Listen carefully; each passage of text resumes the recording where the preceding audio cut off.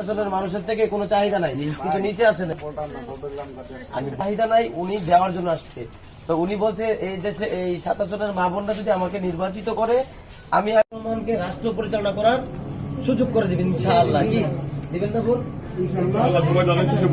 তো আপনারা যারা এখানের ভোটার আছেন, এই ওয়াজউদ্দিন স্কুল কেন্দ্রে আমরা দায়িত্বে থাকবো।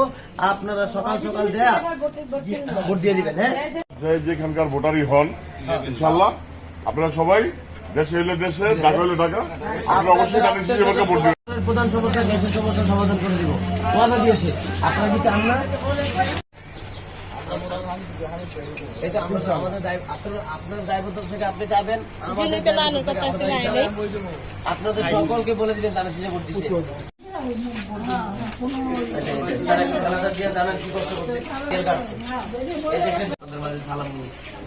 এই আগামী ফেব্রুয়ারি মাসের যে নির্বাচন 12 ফেব্রুয়ারি আপনারা আপনার ফ্যামিলির সকল দিলেন।